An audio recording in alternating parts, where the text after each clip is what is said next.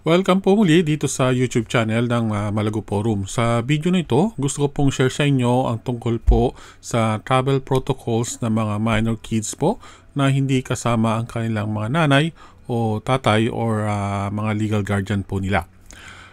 Recently, marami din pong nagtatanong po tungkol dito. So, I decided po na mag-search ng mga information tungkol po dito. And I want to share it here po. Para sa kaalaman po ng mga followers namin dito sa Malago, lalo na po sa mga kababayan nating mayroong mga anak.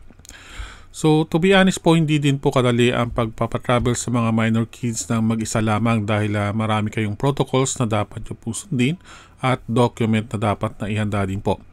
So, watch this video until the end para po sa inyong kalaman, para maging aware kayo kung ano-ano ang dapat nyong ihanda kung nais nyong mag-travel ang inyong minor kid na mag-isa lamang po sa ngayon. Okay? So, una po nating alamin ay kung ano ang dapat gawin kapag ang minor age sa panating anak ay magta-travel po papunta ng ibang bansa mula po sa Pilipinas o sa bansa po natin. Kung ganito po ang case nyo, ang una nyo pong dapat malaman ay ang tungkol po sa travel clearance. So ano nga ba itong travel clearance na ito? So ayon po sa DSWD or Department of Social Welfare and Development po na siyang merong jurisdiction tungkol po dito. Ang document po nito ay siyang magpapatunay na ang isang batang magta-travel na hindi po kasama ang kanyang parents, nanay or tatay man or legal guardian niya po ay safe po at hindi po biktima ng isang child trafficking case po. Okay?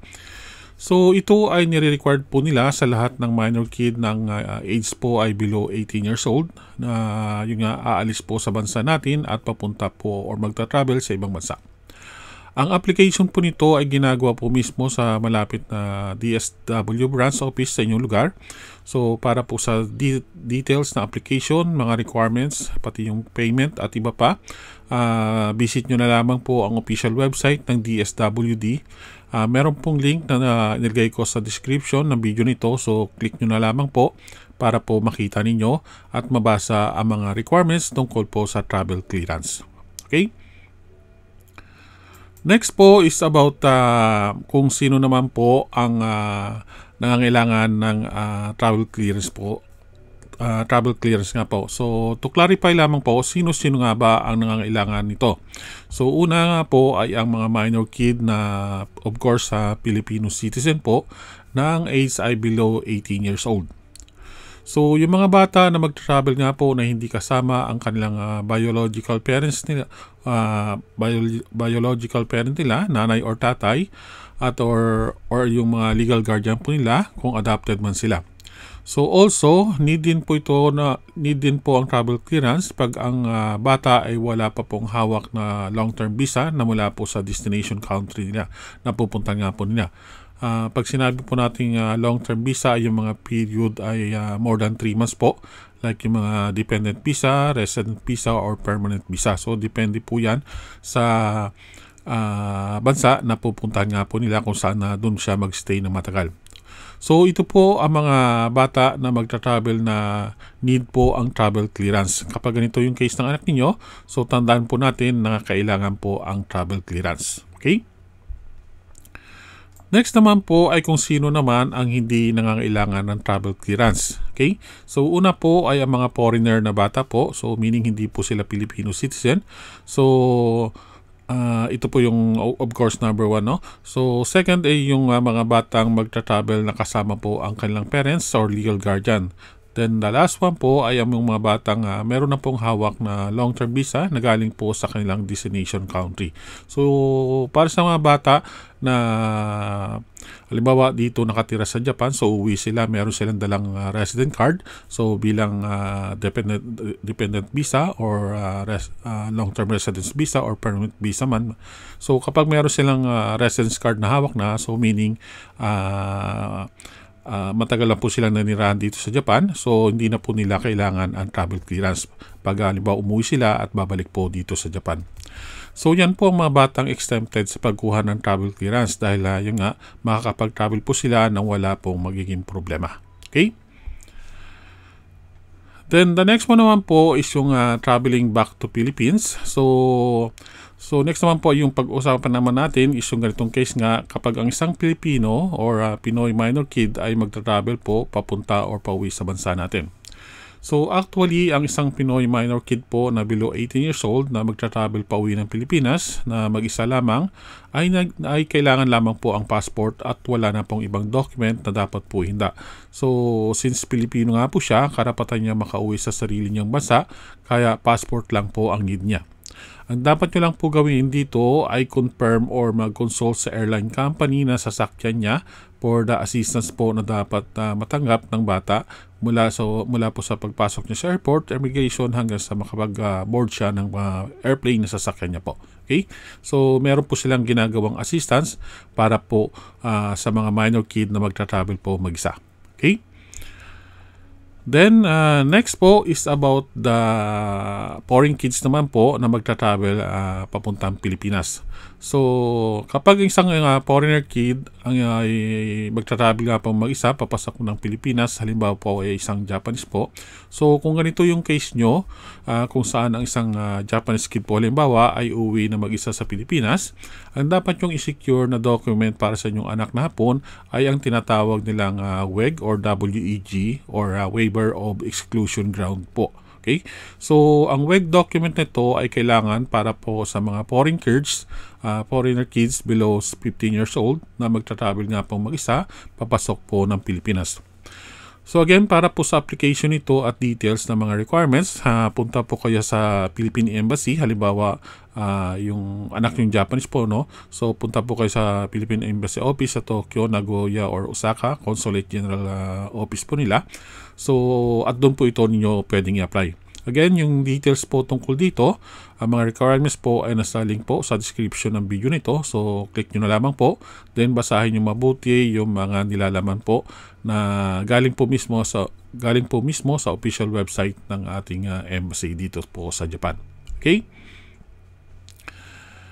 Then, para naman po sa mga kababayan nating magta-travel pa uwi ng Pilipinas na kasama po ang kanilang anak na hindi po sila magkapareho ng apelyido o surname na ginagamit.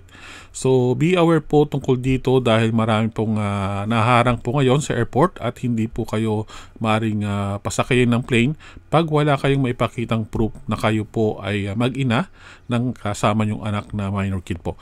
So, marami po tayong, recently, dumarami po ang ganitong case dahil marami din po sa ating mga kababayan ang hindi po binabago ang kanilang apelyido o surname po at hindi sunod-sunod sa apelyido ng kanilang asawa after na makasal po sila. Pag kasi hindi pareho ang surname ng inyong anak at gamit nyo pong apelyido, hindi po kayo masasabing mag-ina at kailangan nyo pong magpakita ng proof. Kaya yung mga personnel sa airline, kapag during your check-in po sa counter nila, ay maaaring hindi po kayo pasakayin. So, masasayang po yung ticket ninyo. So, maaaring hindi kayo pasakayin, din kailangan nyo ulit kumuha ng panibagong ticket, which is another gastusin na naman po. So actually, protocol na po nila yan to avoid child kidnapping nga po daw, lalo na kung ang anak nyo ay Japanese. So mahigpit po ang batas nila tungkol dito para po sa mga batang Japanese nga po. So to avoid this, required po na magpakita kayo ng proof na talagang mag-ina po kayo tulad ng koseki tohong po ng asawa nyong hapon, kung saan nandun po nakasulat ang name nyo bilang nanay ng bata or asawa po ng Japanese at yung name ng anak ninyo. So ang kailangan nyo lamang po is translate itong koseki tohong or family registration document po. And of course, we can translate it here in Malago. So, mag-inquire lang po kayo sa Facebook page po namin. So again, be aware po tungkol dito dahil maaring masayang po yung binayad yung pera sa plane ticket nyo kapag naharang po kayo at hindi po pinasakay. Okay? Then next naman po is about the airline protocols. So pagkatapos nyong malaman yung tungkol sa travel clearance, sa WEG, or waiver of exclusion ground po. So yung mga document lang naman po. So next yung dapat malaman itungkol naman sa protocols ng mga airline companies na sasakyan ng anak nyong minor age traveling alone po. So ang mga airline company ay meron po kanya-kanyang protocols tungkol dito, kung kaya't dapat nyo po din pong i-check ito para malaman nyo ang halimbawa yung age limit na allowed po nila, yung plane ticket pricing ng mga bata, at kung ano yung assistance na ibibigay nila at marami pa pong iba. So makikita nyo mga information tungkol po dito sa official website po ng bawat airline company na gagamitin nyo po or sasakyan ng inyong anak. So check it first po bago po kayo kumuha ng plane ticket para po sa inyong minor kid na magtravel po, para hindi po masayang ang inyong pera. So I tried also to search some information about it ng bawat airline company. So check nyo na lamang po sa description ng video nito yung mga links sa baba. Then click nyo lamang po para makita niyo. Okay? Then next po is about the airport protocol. So same with airline company, ang mga airport din po ay meron din kanya-kanyang protocols para po sa mga minor kids na traveling alone, unaccompanied by their parents or legal guardian po. So also check nyo din po ito para malaman nyo ang mga information na dapat nyo din ituro sa anak nyo, tulad po kung hanggang saan nyo siya pwede ihatid at kung paano makakuha kayo ng entrance pass sa airport at kung magkano yung dapat nyong bayaran para yun may ihatid nyo po yung anak hanggang doon sa pinaka-boundary lane ng airport, kung saan nga pwede nang mag-isang umalis yung anak ninyong minor kid. Okay? So again, I tried also to search information about this, yung protocols ng bawat ng ilang airport po. So check nyo na lamang din sa link sa description ng video nito. Okay? So that's it po. I hope na yun nga, nalaman nyo na po yung ilan sa mahalagang information tungkol po sa pag-travel ng minor kid ninyo, anak, alone and accompanied by parents or legal guardian. So I hope na nakatulong po sa inyo at nakapagbigay po ng kahit konting information ang video nito. So share this video po sa inyong mga kakilala para maging aware din po sila tungkol po dito. And thank you very much po for watching.